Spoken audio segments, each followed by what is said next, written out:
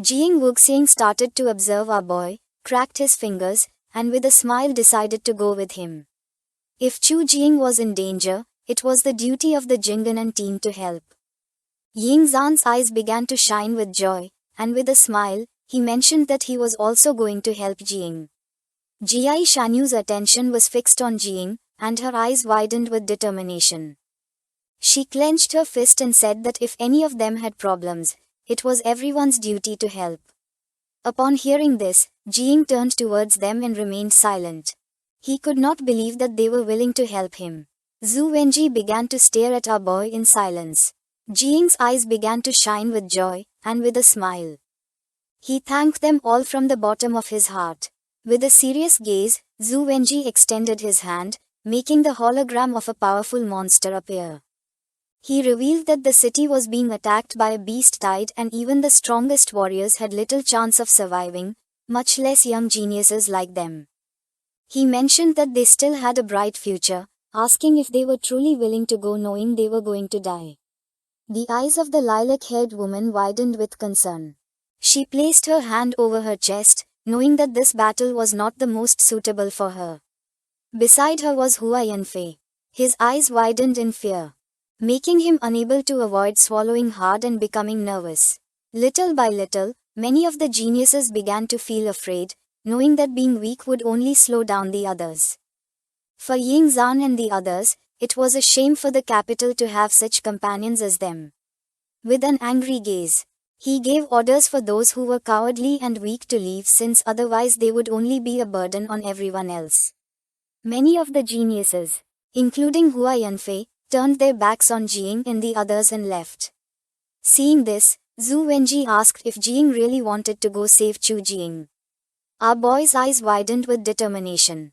And with a confident gaze, he mentioned that even if the whole world was against him, he was going to save his city. Ying Zan began stretching his arms and, with a serious expression, explained that if his ancestors, the descendants of the human emperor, were here, they would undoubtedly praise Jiang Chen. Jiang Washuang joined his hands, closed his eyes, and began to meditate, explaining to his grandfather that he had managed to obtain an invincible heart and from this moment on, he was going to start his own journey. Jia Kunyu's eyes expanded with rage, she clenched her fists, and with a furious expression asked how there could be no one from her city helping. The others also filled themselves with determination since they could not say that they could not help when they shared the same city. Zhu Wenji's gaze fixed on them, he extended his hands to the sides and praised them for being brave. For him, it was no surprise that they were prodigies of the new generation of great Xia. He decided to allow only the top 10 of the prodigy ranking to go to Chu Jiang. He revealed that the others would be eliminated from the competition. Upon hearing this, the geniuses put their hands on their heads and could not help but panic. Zhu Wenji explained that the next phase of the competition had been cancelled and instead a battle of merits would take place. He used his powers, making a bracelet appear on Jiang's wrists and those of the others. Our boy's attention focused on the bracelet, and his eyes widened with curiosity. Meanwhile, on the other side, Jiang Washuang began observing the bracelet in silence. The bracelet was responsible for recording merits, and the final ranking would be based on merits obtained during battle. Zhu Wenji closed his eyes, started touching his chin, and decided to warn them one last time. The great Xia could not afford to lose in weight, and if they died, they would only prove that they were not worthy enough. He asked them not to have illusions since if they wanted to survive, they could only rely on their own strength. Zhu Wenji opened his eyes and saw that no one was listening to him. Seeing this, he became somewhat confused. A portal appeared, Jiang and the others began to enter inside it. Jiang Washuang turned towards his grandfather and, with a confused expression, asked the old man to stop talking so much. Ying Zhang, who was walking towards the portal, thanked Zhu Wenji for worrying about them but admitted that his old persuasion trick was not going to work, asking him not to worry about them since they were not going to die so easily. Zhu Wenji began to observe them in silence, until he started stroking his beard and his gaze fixed on the sky. He was furious to see that they dared to say that he was old. With a smile, he decided to take them next time to the depths of the cave so they could see his imposing murderous figure, knowing that then they would not speak of him that way. To him, they were worthy of admiration and he hoped they would manage to survive. A lilac-haired woman fell to her knees on the ground, put her hands on her face, and began to cry, begging for forgiveness. Hua Yanfei fell to his knees on the ground and began crying, asking for forgiveness for being so fearful. One of the men extended his hand and asked them to stop crying since as long as they remained alive, they would not lack opportunities to become stronger. Besides, if Jiying and the others died, they could take advantage of the opportunity to enter the ranking. On the defense line of the eastern sea of Jinganan, a horde of fierce sea beasts began to approach the coast, destroying everything in their path. The cannons on the defense line activated and started attacking the beasts. On the wall were Jiyu Kaishan and Duanfeng.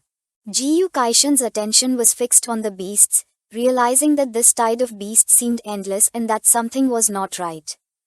He mentioned that this time the tide of beasts was very strange since, in terms of scale, it was undoubtedly one of the largest in history, but the battle was not intense at all.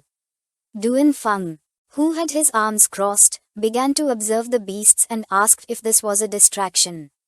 Jiyu Kaishan explained that the attack by the sea beasts was only meant to draw the attention of elite forces.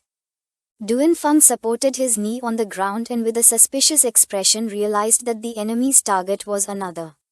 Upon hearing this, Jiyu Kaishan became serious and asked if the target was Kujang city. Duanfeng stood up and with a sincere gaze said that he was not very sure.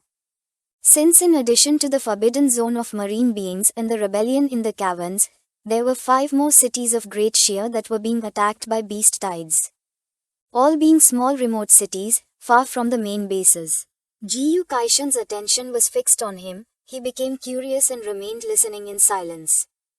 Duanfeng revealed that Kujang was one of the cities that was being attacked, and no one knew for sure if the enemy's target was this city or another.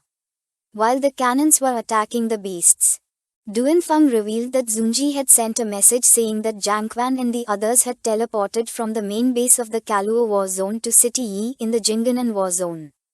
Upon hearing this, Jiyu Kaishan did not take long to realize that they were planning to go to Kujang. He could not help but panic since he had told Zunji not to tell Jiying about the beast tide in Kujang. Jiyu Kaishan stood up and started running along the wall. He was furious and thought that Zunji was a traitorous dog. He decided to return for the sake of his disciple. In the past, he had already lost one and could not afford to lose another. Duanfeng panicked and started running after him, asking him to calm down since besides Jiang Quan, Wen Zan, Zai Zhenyu, Jiying Washwang, the Jinganan team was also in Kujang. Just then, a powerful sea beast emerged from the water, Duanfeng and Jiyu Kaishan's attention fixed on it. This monster was the 8th Sea Emperor.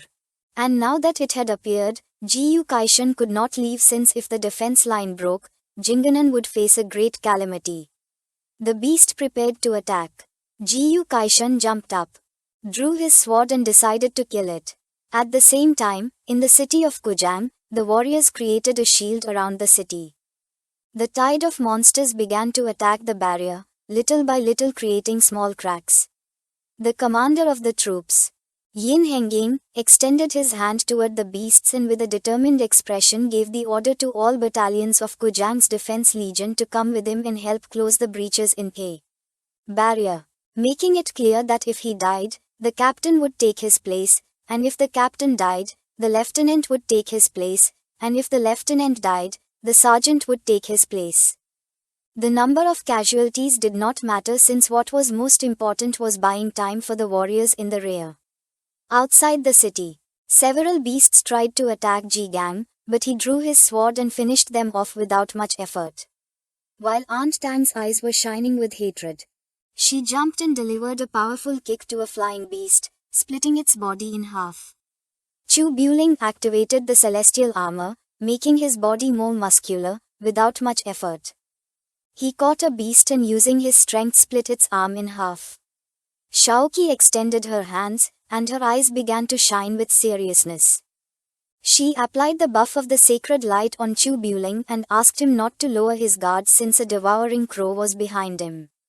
After killing the beast, Chu Buling turned around and saw how the devouring crow was approaching him at full speed. He went on alert as a monstrous tentacle was wrapping around his arm, knowing he was in trouble. Duan Feng, who was on top of the turret, attacked the beast with his bow, barely saving Chu Buling. Seeing this, he couldn't help but thank him, saying that he had arrived just in time. Ji Gang, who was somewhat tired, stood up and his attention fixed on Duan Feng. He mentioned that if Duan Feng, being the commander of the Night Watch, also died in battle, the Night Watch would become extinct. Duan Feng asked him to stop being so pessimistic since they still had Jiang Chen. And as long as he remained alive, the Night Watch would never disappear. Duan Feng, who was on top of the turret, saw 5 level 5 eagles and 2 level 6 celestial apes. He panicked upon seeing that the monsters were coming toward them instead of attacking the defense shield. He knew that a great battle was about to begin. But he didn't care and wanted to give his best, since he had already given the order anyway. If the defense shield broke, they would launch 8 nuclear bombs at the beasts. Ji Gang's eyes began to shine with rage. He raised his sword into the sky and asked the members of the Night's Watch not to forget the oath that united them all. Ji Gang and Aunt Tang began advancing toward the beasts. Xiao Qi, who was behind them, applied the buff of holy light on them. Chu Buling also started advancing toward the beasts. And Ji Gang swung his sword forcefully. A beast tried to attack Aunt Tang, but she jumped and with a single kick cut off its head. Chu Buling grabbed a beast and slammed it hard against the ground, and Xiao Qi applied the buff on him to help him. She looked up, and her eyes widened in fear and panic. She started screaming, asking everyone to be careful. The level 6 celestial great ape appeared and attacked with a fierce punch, but Ji Gang and the others reacted in time and blocked the attack with their hands. Little by little, Aunt Tang began to run out of strength. Ji Gang's gaze fixed on the beast, seeing that its pressure was too overwhelming. He realized that there was no way to dodge the attack. So it was better to face it head-on. They had been fighting for several hours and were already at their limit. They tried to resist, but it was in vain. The ape attacked, sending their bodies flying backward. Now that they were weak, the ape approached them and, with a penetrating gaze, it prepared to crush them with its foot. Ji Gang and Tang were kneeling on the ground, her eyes filled with fear upon seeing this. Ji Gang stabbed the sword into the ground, and his eyes widened in despair. He could not believe he was going to die like this. He had not yet been able to see Jiang reach first place in the ranking of geniuses. Nor had he been able to boast to his master that he had finally advanced to the 4th transformation and mastered his sword. Just before the monster could attack, someone cut off its head. Ji Gang and Tang's gaze fixed on it. Both were in shock, not knowing what was happening. It was Jiang. Once the monster's head fell to the ground, our boy placed his hand on it and, using poisonous mists, began to devour its head. His eyes started shining with joy, and with a smile, he revealed that he had returned to save the Night Watch. Jiang extended his hand and used his power, making a shield appear. With a serious gaze, he asked Ji Gang and the others to enter the shield to recover while he took care of the rest. Ji Gang's eyes widened in surprise, and his jaw dropped. He didn't know if this was an illusion. Seeing Jiang, Tang couldn't help but smile, and with a joyful expression. She said that it wasn't an illusion but the real Jiang Chen. Ji Gang panicked, explaining that this was a beast's hide. Knowing that Jiang had come alone to die, according to him. This was the end since now the Night Watch was going to be annihilated. Jiang turned towards them and with a smile realized that no one knew about the time he had used Little 9 against Xiao Zhengou.